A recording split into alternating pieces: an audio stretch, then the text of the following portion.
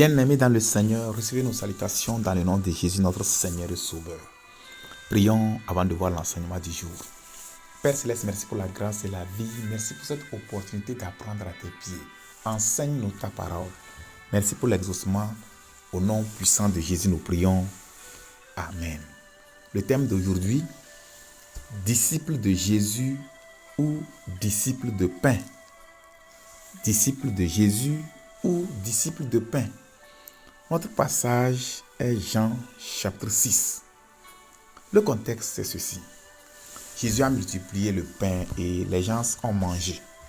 De là, plusieurs le suivaient.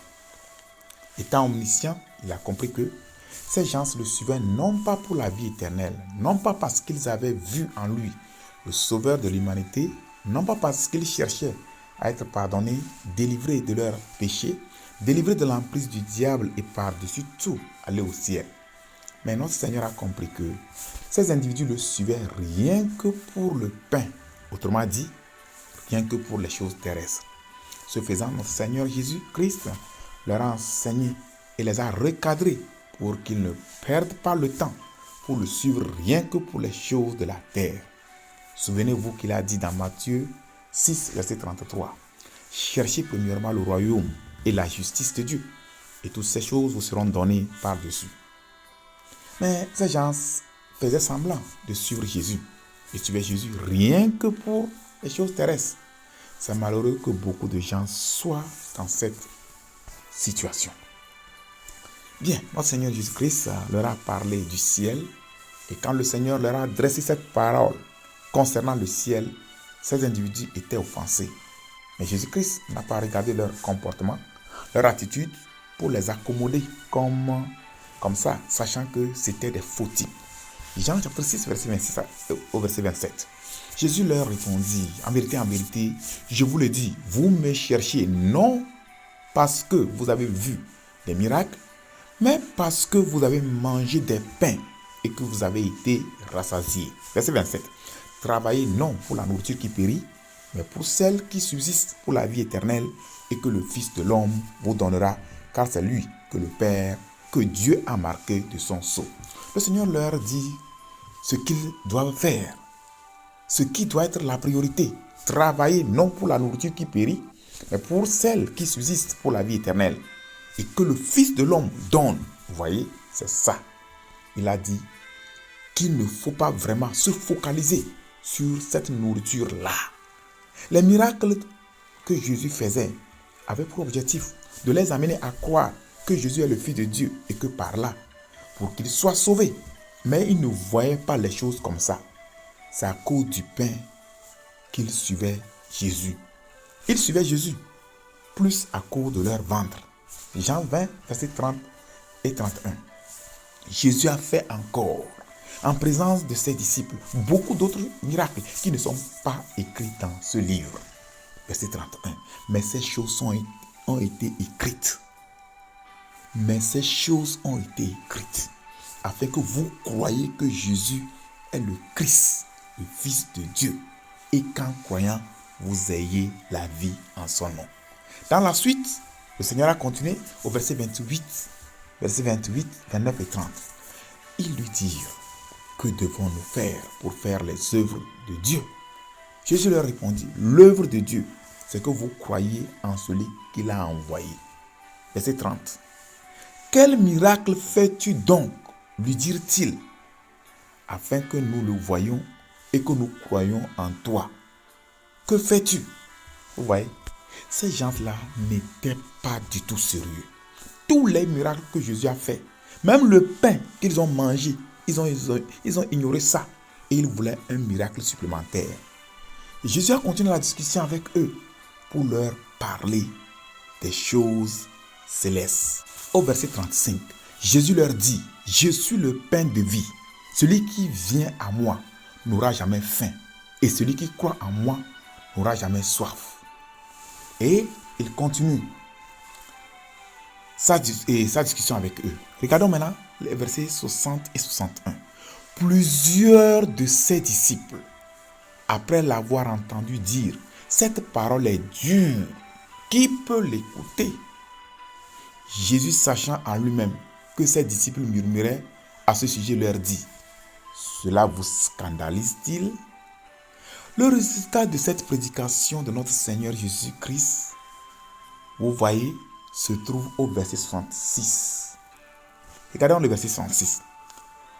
Et ça, c'est la réaction de la foule après qu'il leur ait enseigné. Il a fait le miracle, ils ont mangé le pain, il leur a enseigné sur les choses célestes, les choses prioritaires. Voici la réaction de la foule. Verset 66. Nous parlons disciples de Jésus ou disciples de pain. Suivons-nous Jésus ou bien suivons-nous le pain? Suivons-nous Jésus ou bien suivons-nous Christ pour les choses terrestres? Verset 66. Dès ce moment, plusieurs, non pas quelques, ce n'est pas la minorité, c'est la majorité ici. Plusieurs de ses disciples se retirèrent et ils n'allaient plus avec lui. Ils ont stoppé, ils ne veulent plus continuer avec Jésus. Ils ne pouvaient pas supporter cela. Ils ne voulaient pas le renoncement de soi. Ils ne voulaient pas prioriser le royaume de Dieu. Vous voyez, c'est ça leur problème. Quelle fut la réaction de Jésus après le départ de la multitude? La tristesse, le regret, changer de thème, les supplier de revenir, diluer le message pour les ramener et aussi conserver le peu qui reste. Jean 6, 66, 67 et 68.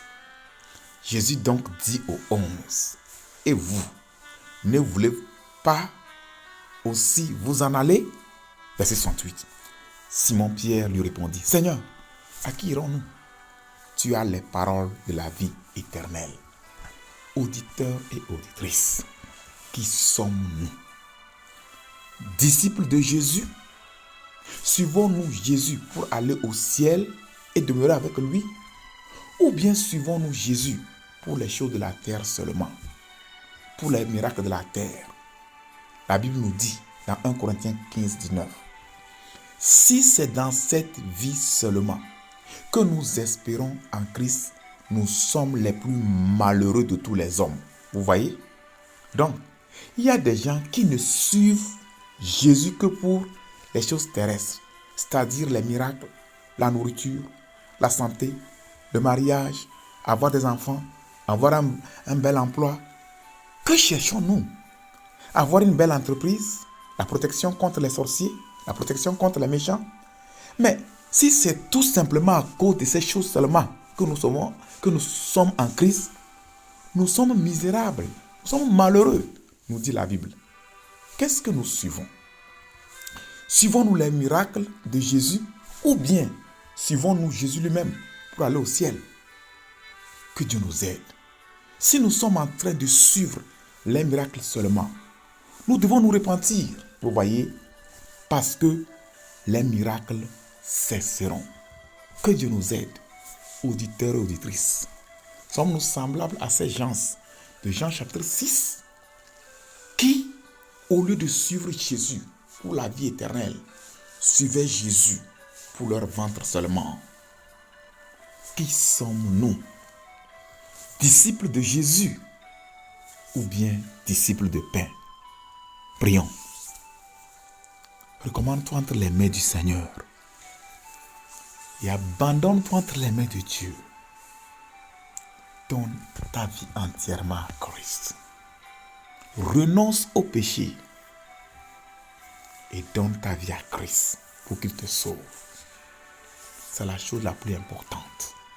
Cherchez premièrement le royaume et la justice de Dieu, et toutes ces choses vous seront données par-dessus. Prions. Père Céleste, nous te remercions pour la révélation de ta parole. Merci pour cet enseignement. Tu n'es pas intéressé par la multitude, mais tu veux que les gens t'adorent en esprit et en vérité. Des gens qui veulent aller au ciel. Père, nous nous prosternons devant toi. Nous nous donnons complètement à Christ pour le suivre, pour l'aimer par-dessus tout et rechercher rien que le royaume et la justice de Dieu. Nous savons que dans ta sagesse et dans ton amour, tu pourvoiras au reste. Que ton nom soit loué. Au nom glorieux de Jésus, nous prions. Amen. Que le Seigneur vous bénisse. N'oubliez pas de vous abonner à notre chaîne. Veuillez souscrire, commenter, liker, partager. Activez la cloche de notification pour recevoir nos nouvelles parutions. Envoyez aussi vos suggestions, vos questions et requêtes de prière. Que Dieu vous bénisse.